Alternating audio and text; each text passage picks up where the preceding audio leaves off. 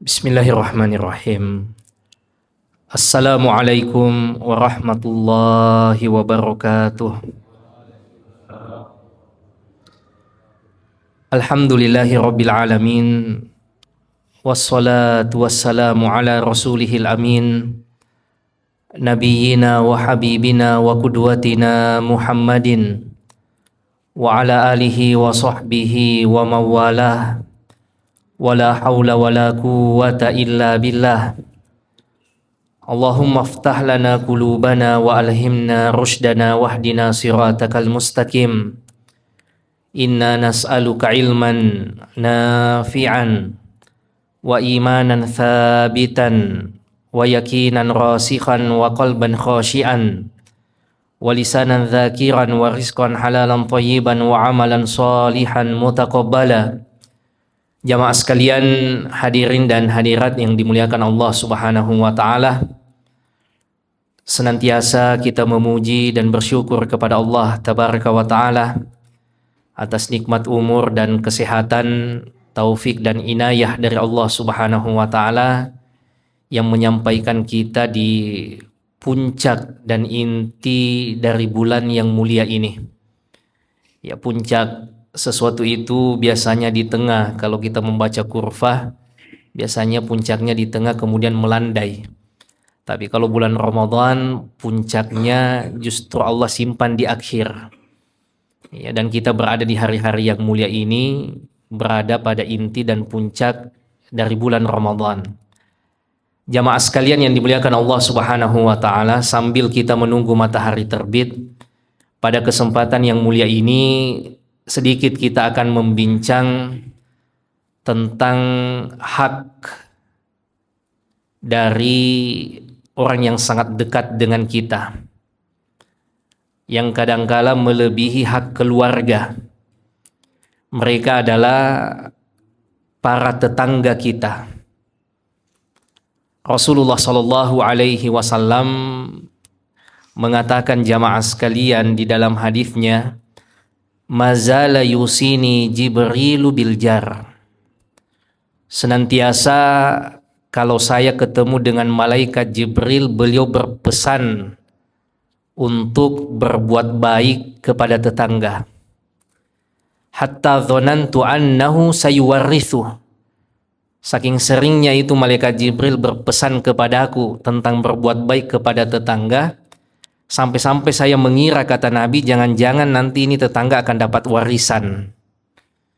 Ya, saking seringnya malaikat Jibril berpesan kepada Nabi Shallallahu Alaihi Wasallam, ya, tentang hak tetangga, ya, Nabi sampai memberikan pengibaratan, jangan-jangan nanti ini tetangga akan dapat warisan.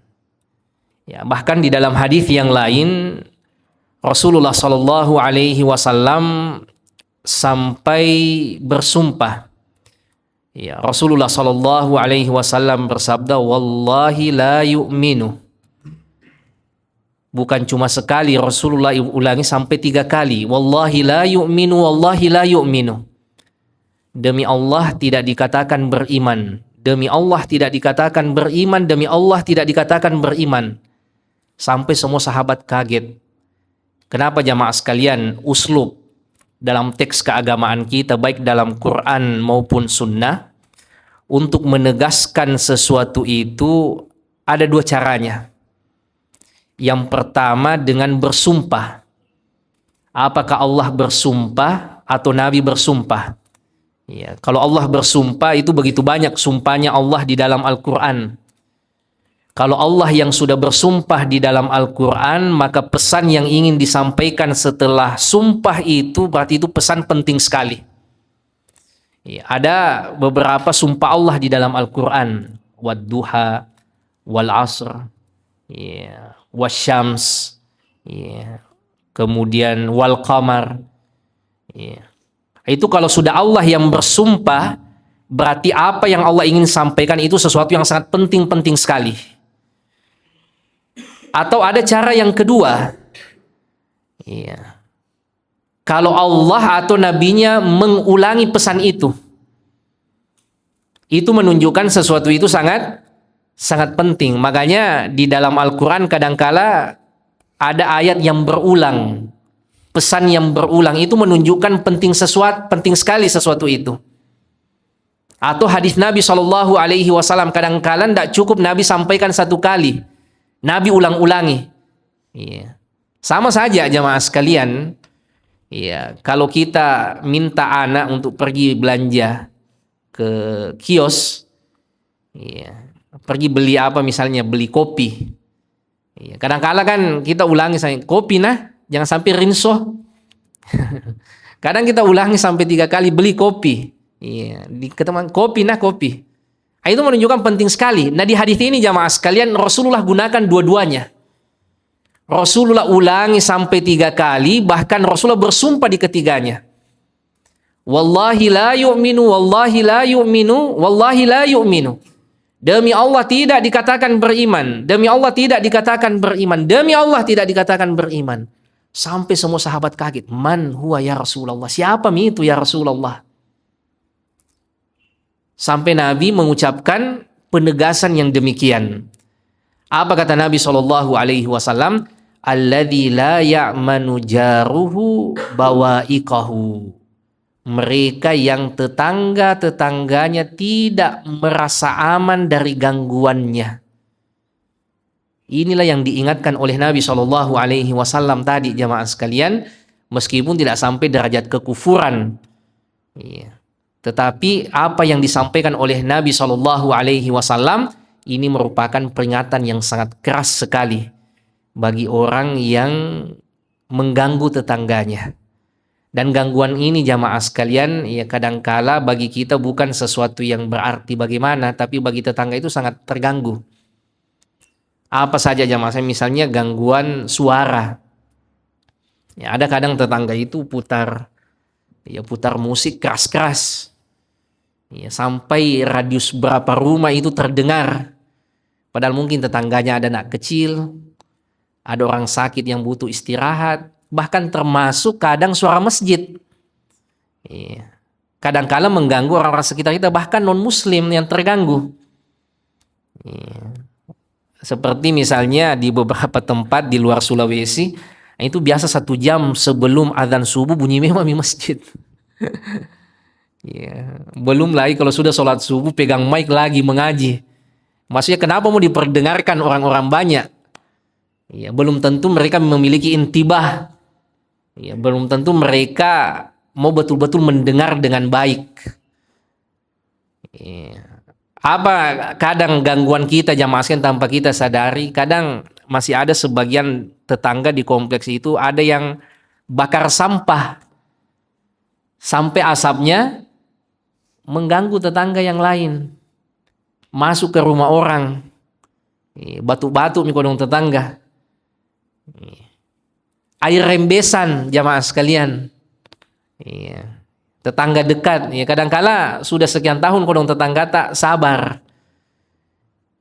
tapi tidak dia sampaikan kenapa mungkin tidak enakan, ya kita yang harus peka, kita yang cek, aman jadi sebelah, ya, jangan sampai sudah sekian lama kita menzolimi tetangga kita jamaah sekalian yang dimuliakan Allah Subhanahu wa taala. Seorang ulama kita atau Al-Khurasani menjelaskan hadis-hadis tentang hak tetangga itu, beliau mengatakan apa saja hak tetangga yang penting untuk kita perhatikan. Yang pertama kata beliau, idza ista'anaka antahu.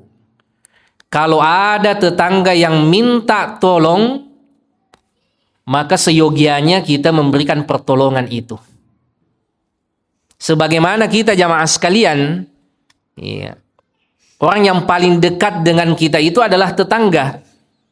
Kalau ada apa-apa di rumah tak jamaah sekalian, tidak mungkin keluarga tak yang ada di Bone, yang ada di Pindrang mau ditelepon.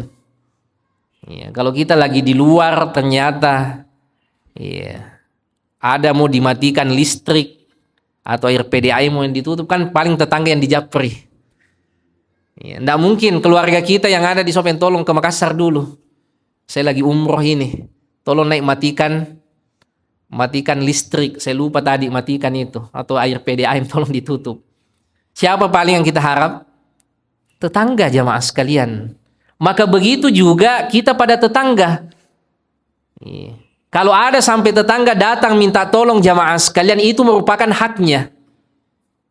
Itu merupakan kewajiban kita untuk memberikan bantuan dan pertolongan. Wa idza istaqradaka aqradtahu. Bahkan kata Imam Atha, kalau sampai datang mengetuk rumah minta piutang, minta utang, kalau kita mampu jamaah sekalian, itu merupakan kewajiban kita untuk memberikan untuknya utang. Yeah. Kecuali kalau memang tetangga itu karakternya memang seperti itu. Ini yang penting untuk kita berhati-hati. Tapi ada memang jamaah sekalian kondisi orang-orang tertentu, ya bukan kebiasaannya itu berutang. Tapi karena ada kondisi yang darurat, ia tahan malunya, dia ketuk rumah tetangganya. Ini kemanakan tak sudah mau masuk sekolah dan THR belum cair. Dia minta utang dulu, nanti cair THR baru dibayar. Dan ia terkenal bukan orang yang senang berutang jamaah sekalian, tapi karena kondisi yang berat, ia datang mengetuk rumah kita, tetangga kita datang mengetuk rumah kita jamaah sekalian. Maka seyogianya kita berikan bantuan. Kecuali kalau memang tetangga itu memiliki karakter yang tidak baik, karakter yang buruk. Ada sebagian orang memang memiliki karakter apa itu, senang sekali berutang. Inilah yang Nabi SAW minta di dalam doanya, Allahumma inni a'udzubika min ghalabatid dain. Ya Allah, saya berlindung kepadamu dari belitan utang, sedikit-sedikit berutang. Itu yang tidak terpuji. Ya, pokoknya sudah jadi karakter yang melekat. Pokoknya kalau sama itu, kalau ketemu pasti minta utang. Camidu. Catat mi dulu. Ini karakter yang tidak benar, tidak baik. Tapi mungkin ada kondisi-kondisi tertentu jamaah sekalian, ini orang bukan orang kebiasaannya begini. Kondisi darurat, mau berobat, atau ada keluarganya sakit, gajinya mungkin belum turun, ia datang mengetuk pintu rumah kita jamaah sekalian, ia minta utang, maka aqradtahu, seyogianya kita bisa memberikan pinjaman. Wa idza iftakara utta alaih. Kalau ada sampai tetangga kita yang kesusahan, maka kitalah orang pertama yang harus mendatanginya. Wa idza marida uttahu, begitu juga kalau ia sakit. Jangan sampai datang semua keluarganya dari jauh kodong, belum ada jamaah ukhuwah yang datang. Atau bahkan di rumah sakit sudah sekian hari di rumah sakit, ndak ada tetangganya, ndak ada sesama jamaah masjid yang datang menjenguknya. Karena definisi tetangga ini jamaah sekalian banyak sekali. Dari kalangan ulama kita ada yang mengatakan 40 rumah ke segala penjuru. Ada di antara ulama kita yang mengatakan tetangga itu adalah yang pokoknya satu korya, satu kompleks, satu kampung. Ya, kalau definisi ini yang kita gunakan, semua warga Baruga itu bertetangga. Ada definisi yang bagus juga dari ulama kita, tetangga itu adalah mereka yang satu masjid dengan kita. Dalam sholat-sholat wajib kita yang rutin. Ya, jadi kalau definisi ini yang digunakan jamaah sekalian, kira-kira radius jangkauan Masjid Ukhuwah ini sampai mana? Ya, kayaknya kalau Yasmin tidak sampai midi. Ya. Sebagian Andalas juga ada masjidnya, bukan tetangga itu. Ya. Siapa yang masih berjamaah bersama kita sholat 5 waktu radius jangkauan itu, maka semuanya adalah tetangga, semuanya adalah tetangga kita.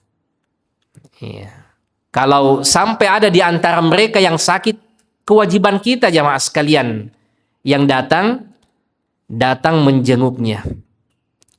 Kemudian jamaah sekalian, wa idza asabahu khairun hanna'tahu.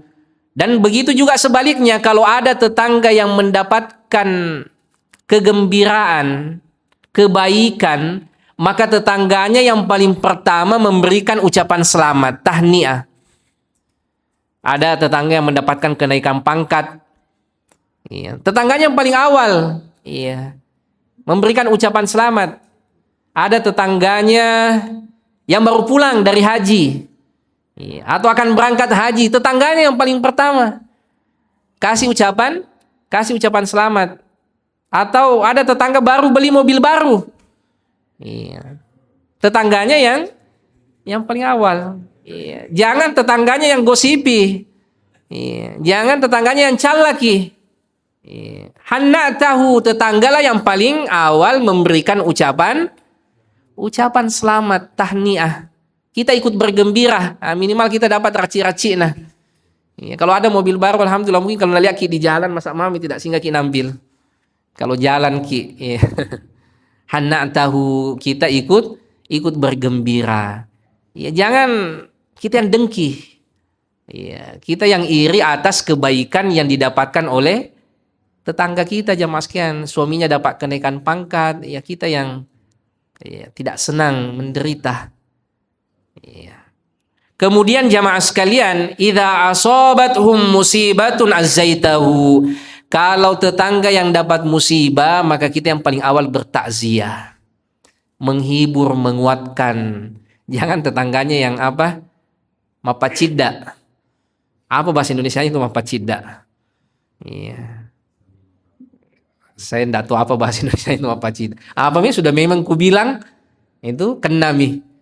Iya. Ini biasa jamaah sekalian, iya, majelis ibu-ibu itu, iya, kalau ada tetangganya dapat musibah, itu diceritai. Nah, bilang memang dikasih tahu apa ji kejadian mi. Iya. Padahal kalau ada tetangga dapat musibah jamaah sekalian, tetangganya yang paling awal datangi, kuatkan, takziah, azaitahu, hibur. Iya. Bukan malah senang di atas penderitaan tetangga. Wa idza matat taba'ta janazatahu.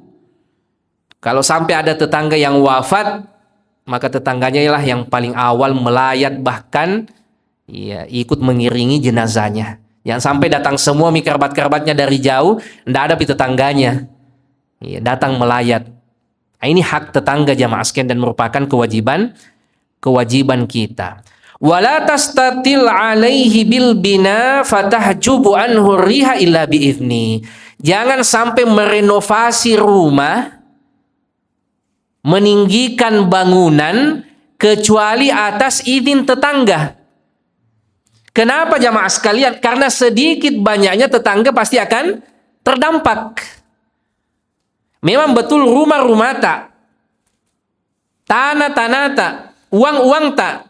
Tapi kan yang terdampak itu bukan cuma kita saja, tapi tetangga di sekitar kita pasti akan terdampak. Apa contohnya? Mas, minimal pasir di pinggir jalan. Itu mengganggu tetangga. Makanya kalau mau renovasi minta izin dulu sama tetangga, kata ulama kita. Apalagi jamaah sekalian yang biasa mengganggu kalau orang renovasi, suara tukang. Suara palu-palunya itu di siang hari orang lagi istirahat, lagi tidur siang, ada suara palu-palu. Apalagi biasa ganggu kalau orang renovasi rumah. Cipratan-cipratan cornya itu. Sisa-sisa bangunannya. Makanya ulama kita jangan sampai hal yang sekecil itu pun mengganggu tetangga kita. Kalau engkau ingin meninggikan bangunan, tastatil alaihi bil bina, mau merenovasi rumah, fatahjubu anhu riha illa biizni, sehingga engkau menghalanginya nanti dari udara, menghalanginya dari sinar matahari yang bagus, maka hendaknya engkau bicarakan baik-baik dulu dengan tetanggamu. Wala tu'dhihi bikitari qadrika illa antaghrufa lahu minha, dan jangan sekali-kali engkau menyakiti tetanggamu dengan bau makanan kecuali engkau bisa berbagi dengannya. Jangan sampai baunya sampai ke rumah. Tidak pernah itu wujudnya. Bau tumisnya itu setiap hari masuk rumah. Tapi bagaimana tumis-tumisnya itu tidak pernah kodong ke tetangga. Jangan sampai Iya, engkau menyakiti tetanggamu dengan bau makanan, kecuali engkau bisa berbagi dengannya. Ya, tapi luar biasa di ukhuwah ini. Ya, karena setiap hari buka puasa bersama, makan besar. Ya, mungkin saingannya cuma andalas. Ya, ini luar biasa hubungan pertetanggaan di kompleks kita ini. Ya, tapi kadang-kala itu kita ganggu tetangga kita dengan bau makanan jamaah sekalian. Yang lebih dari itu apa jamaah sekalian? Ya, ada catering depan rumah, tapi belum pernah undang tetangganya. Datang semua tamunya dari luar, tapi tidak ada tetangganya yang napanggil. Ya sudah catering pasang stand, tetangga ini ada aja nanti ini undangan. Ya, ada aja nanti ini tunggu-tunggu mi. Kenapa tidak ada jamaah sekalian, datang semua tamunya dan tidak ada undangan? Tidak ada undangan ke tetangga. Atau kadang itu acara bakar-bakar ikan, mungkin bukan di kompleks kita jamaah sekalian karena saya lihat di sini solid. Iya. Atau ada tonji mungkin. Ada acara bakar-bakar ikan dengan koleganya, dengan teman-temannya dari jauh. Iya. Bakar-bakar ikan depan rumah, tidak ada tetangga yang panggil jamaah sekalian, dilihat saja asapnya. Ya, dilihat di ikan kanikenya apanya segala macam jamaah sekalian. Tidak ada tetangganya yang panggil jamaah sekalian. Itu menyakiti apa? Menyakiti tetangga jamaah sekalian yang dimuliakan Allah Subhanahu wa taala. Jangan sampai ya kita sakiti tetangga dengan bau makanan kecuali taghrufa lahu minha, bisa kita berbagi dengannya. Wa in ishtaraita fakihatan fahdilahu. Kalau engkau membeli sesuatu makanan, maka upayakan bisa berbagi dengannya. Fa in lam taf'al fa'adkhilha sirran. Kalau engkau tidak bisa berbagi, kata Atha, maka masukkan ke rumah secara rahasia. Yang pertama jamaah sekalian, yang paling ideal apa itu? Kalau beli makanan, patuju juga tetangga tak. Bukan cuma orang di rumah, tapi ada tetangga minimal kiri kanan lah. Ya, karena itu yang paling dekat, itu yang lihat ki. Tapi kalau kita itu-itunya kayaknya tidak masuk ini, tidak bisa ini. Di rumah saja kayaknya tidak cukup. Maka apa kata ulama kita? Fa'adkhil hasiran, masukkan ke rumah secara diam-diam, secara rahasia. Kasih masuk dalam kantong hitam, apa are itu. Jangan sengaja dipamer. Dikasih lihat jamaah sekalian. Iya. Dikasih lihat ini makanan-makanan enak. Iya, masalahnya sekarang kalau kita belinya lewat ojek online. Iya, nah tahu semua orang. Iya. Padahal adabnya jamaah sekalian, kalau kita kayaknya tidak bisa berbagi, masukkan itu makanan ke dalam rumah secara sirran, secara rahasia, secara sembunyi-sembunyi. Jangan malah sengaja dipamer ke tetangga. Iya. Kemudian apa kata ulama kita jamaah sekalian? Ya, wala yakhruju biha waladuka liyaghidha biha waladahu. Dan jangan lagi anak tak yang bawa keluar. Iya. Sengaja nak kasih lihat ke anak tetangga. Ternyata makan enak paling tetangga dan tidak ada sampai ke kita. Segitunya ulama kita jamaah sekalian mengatur hubungan tetangga dan bagaimana menjaga perasaan orang-orang di sekitar kita. Lihat tadi, yang paling ideal apa? Berbagi. Tapi kan tidak semua kita bisa di titik itu. Kadang-kala di rumah saja mungkin tidak cukup. Kalau begitu paling maka masukkan ke dalam rumah secara rahasia tadi. Nah kalau sudah masuk dalam rumah secara rahasia, jangan lagi anak yang bawa keluar. Pergi main nah bawa itu. Padahal kita orang tuanya tadi sudah berusaha sembunyi-sembunyi masuk ke dalam rumah. Anaknya lagi bawa keluar. Iya. Keliling kompleks. Nah kasih lihat semua ke tetangga. Ternyata makan besar paling orang di rumahnya. Iya, tapi tidak ada undangan. Iya. Kemudian fahifdzul jar min kamalil iman wa kana ahlul jahiliyah yuhafizuna alaih. Menjaga hubungan pertetanggaan di antara kesempurnaan iman. Bahkan orang jahiliyah sekalipun dulu itu menjaganya. Jadi sebelum Islam datang, itu orang sudah menjaga hubungan tetangga jamaah sekalian. Makanya kan Nabi mengatakan innama bu'itsu liutammima makarimal akhlak. Saya diutus oleh Allah Subhanahu wa taala untuk menyempurnakan akhlak. Artinya sudah ada akhlak-akhlak yang dikenal pra-Islam di masa jahiliyah. Betul mereka penyembah berhala, betul mereka musyrik di masa itu jamaah sekalian, tapi ada hal-hal positif yang mereka miliki. Di antaranya apa jamaah sekalian? Memuliakan tetangga. Ya, ada beberapa yang disebutkan oleh ulama kita itu memuliakan tetangga, menjamu tamu, menghormati yang tua. Itu bahkan sebelum datangnya Islam, orang-orang jahiliyah pun sudah menjaga itu. Jangan sebaliknya jamaah sekalian, kita sebagai umat Rasulullah Shallallahu Alaihi Wasallam, bahkan hal yang seperti ini orang jahiliyah jaga, kita malah terdegradasi untuk moral-moral yang seperti itu jamaah sekalian. Kadang kita miris, sampai ada tetangga jamaah sekalian itu yang sampai bunuh diri karena faktor ekonomi, tidak ada berasnya, tidak ada bisa ia makan, sampai tulis pesan. Padahal tetangga-tetangganya adalah apa? Orang-orang Islam jamaah sekalian. Mungkin tetangga-tetangganya itu umroh setiap tahun. Ada banyak mobil di garasinya, tapi tetangganya sampai bunuh diri jamaah sekalian. Karena belitan ekonomi. Tidak ada yang ia bisa makan. Padahal orang jahiliyah sekalipun dulu, itu tidak ada yang tega sampai seperti itu jamaah sekalian. Padahal mereka bukan muwahhid, bukan orang ahli tauhid. Mereka penyembah patung, penyembah berhala, tapi malu mereka.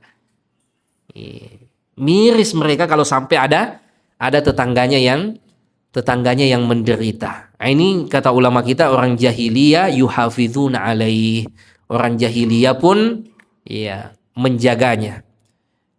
Kemudian jamaah sekalian, wabihi biisali durubil ihsani ilaihi bihasabit taqah. Kita berbuat baik kepada tetangga-tetangga kita tergantung dari potensi yang Allah berikan kepada kita. Kelebihan-kelebihan yang diberikan Allah kepada orang lain itu kan berbeda-beda jamaah sekalian. Ada yang diberikan mungkin kelebihan ekonomi, maka ia membantu tetangganya dari situ. Ada yang membantu tetangganya dari sisi apa jamaah sekalian? Mungkin ada tetangganya lurah atau RT RW, mungkin dengan tanda tangannya ia bantu tetangganya jamaah sekalian. Atau mungkin tenaganya. Karena kelebihan yang Allah berikan kepada kita itu berbeda-beda. Di mana kelebihan itu jamaah sekalian yang kita miliki, disitulah kita bantu, terutama tetangga kita. Dan seperti itu Nabi Shallallahu Alaihi Wasallam. Nabi membantu sahabat-sahabatnya itu tidak selalu dalam perkara yang sifatnya materi. Jabir bin Abdullah Al-Bajali yang pernah kita bahas jamaah sekalian, datang kepada Nabi Shallallahu Alaihi Wasallam minta tolong. Bapaknya wafat. Abdullah Al-Bajali Al-Ansari dalam keadaan masih punya utang. Jabir mau bayar tapi belum cukup uangnya, maka ia minta tenggang waktu. Ia minta tolong kepada Nabi Shallallahu Alaihi Wasallam untuk bicara sama pemberi piutang agar memberikan lagi tenggang waktu. Maka Nabi bantu. Nabi bicara sama pemberi piutang jamaah sekalian agar diberikan lagi tenggang waktu untuk bisa ia lunasi utang ayahnya. Ada seorang wanita fi aqliha syai', menderita keterbelakangan mental. Di masa Nabi Shallallahu Alaihi Wasallam datang kepada Nabi. Ya Rasulullah, indi hajat, wahai Rasulullah, saya punya hajat kebutuhan. Maka Rasulullah mengatakan, silahkan pilih tempat, nanti saya datangi. Apa saja kelebihan yang Allah berikan kepada kita, kita bisa bantu orang dengan kelebihan itu jamaah sekalian. Kal hadiah, hal-hal yang sederhana, hadiah yang mungkin kecil jamaah sekalian. Tapi kalau diberikan kepada orang lain bukan nilainya yang dilihat, tapi perhatiannya. Bukan nominalnya, tapi perhatian kepada tetangga. Wassalam. Minimal dengan salam, kita ketemu dengan tetangga salam. Ini bukan sekedar ucapan say hi, ini adalah doa. Ini adalah doa kepada tetangga kita. Assalamualaikum warahmatullahi wabarakatuh. Semoga keselamatan untukmu, rahmat Allah juga berkah atasmu. Ini bukan doa sembarangan jamaah sekalian. Salamami, dapat rahmat, dapat berkah lagi. Dibalas juga dengan doa yang sama. Waalaikumsalam warahmatullahi wabarakatuh. Kemudian jamaah sekalian, muka yang berseri-seri inda liqaihi. Muka yang berseri-seri tatkala ketemu dengan tetangga. Jangan cemberut terus. Iya, tidak pernah senyum kalau sama tetangganya jamaah sekalian, kayak orang banyak masalah terus. Iya, maka minimal dengan kalau ketemu ke tetangga jamaah sekalian itu pasang muka yang berseri-seri. Wala tahkiranna minal ma'rufi syai'an. Jangan kalian menganggap remeh kebaikan sekecil apapun itu, walau antalqa akhaka biwajhin taliq atau biwajhin talqin. Ya, meskipun ketemu dengan saudaramu dengan muka yang berseri-seri. Ya. Tabassumuka fi wajhi akhika laka sadaqah. Ya. Senyummu pada saudaramu itu dianggap sebagai sedekah. Kalau kita bersedekah materi jamaah sekalian kan bagaimanapun juga ada batasnya. Tapi kita bisa bersedekah setiap hari. Tidak ada batasannya, tidak ada limitnya. Apa itu? Senyum. Ya. Ketemu dengan orang senyum.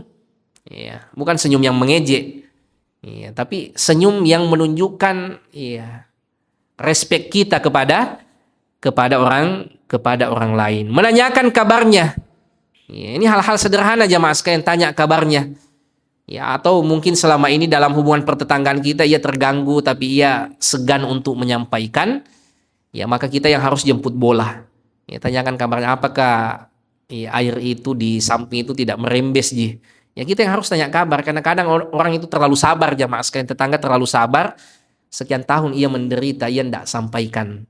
Ya maka kita sebagai tetangga yang harus tanya-tanya. Ya, kemudian jamaah sekalian yang terakhir, Nabi SAW pernah di majelis sahabatnya, ya, dan beliau bertanya kepada sahabatnya, ma taquluna fi zina? Bagaimana menurut kalian tentang perbuatan zina? Qalu, sahabat-sahabat mengatakan, haramahullahu wa rasuluhu wa huwa haramun ila yaumil qiyamah. Ia adalah sesuatu yang haram ya Rasulullah, dan selamanya akan haram sampai hari kiamat, hari akhirat.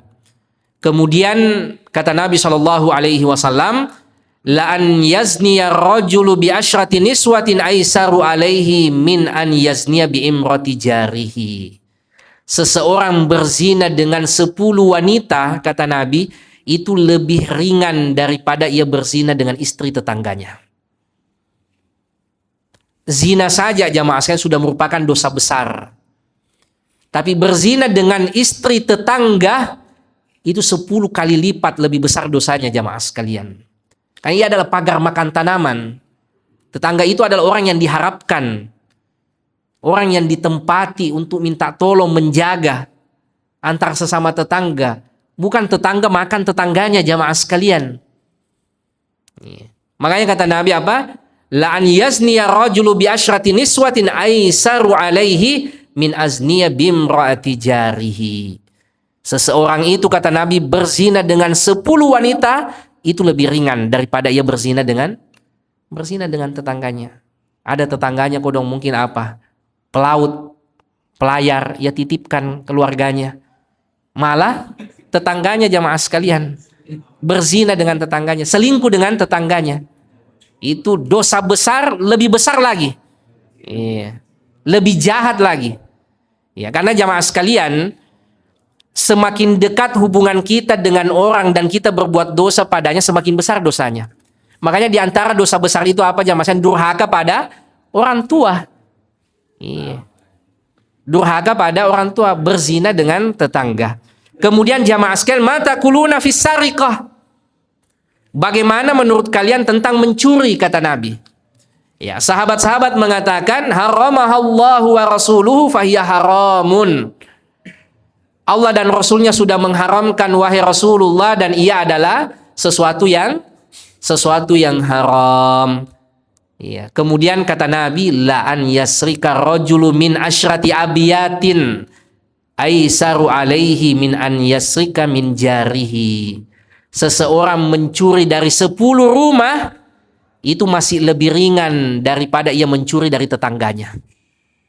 Mencuri dari 10 rumah, kata Nabi, itu masih lebih ringan. Padahal mencuri itu sudah dosa besar. Tapi mencuri dari 10 rumah itu masih lebih ringan daripada mencuri dari tetangga. Karena itu tadi jamaah sekalian, tetangga mau mudik, saya titip titip rumah, kenapa tetangganya pergi? Iya, pergi cungkil pintunya, iya, pergi ambil perhiasannya tetangganya, jamaah sekalian, pergi curi milik tetangga, itu lebih jahat kata Nabi. Dosanya lebih besar. Karena itu tadi kaidahnya. Semakin dekat hubungan kita dengan orang dan kita berbuat dosa padanya, semakin besar dosanya. Durhaka pada orang tua, selingkuh dengan orang dekat tadi, dengan tetangga, dengan ipar, itu lebih jahat dosanya. Dan tetangga ini jamaah sekalian di antara orang dekat kita, karena kita hidup dengannya. Mungkin kita punya keluarga dekat, tapi hidupnya jauh dari kita, interaksi kita jarang jamaah sekalian. Justru lebih sering kita dengan tetangga kita jamaah sekalian yang dimuliakan Allah Subhanahu wa taala. Nah, ini jamaah sekalian, a'azzakumullah, hal-hal yang penting untuk kita perhatikan. Ini bukan hubungan biasa. Agama kita sangat memperhatikan hubungan pertetanggaan ini. Sampai itu tadi, setiap kali malaikat Jibril ketemu dengan Nabi, selalu malaikat Jibril itu berpesan, perhatikan tetangga. Sampai-sampai Rasulullah mengira, saking seringnya malaikat Jibril berpesan, jangan-jangan ini tetangga nanti akan dapat warisan. Mudah-mudahan ada manfaatnya, terutama di bulan Ramadan ini.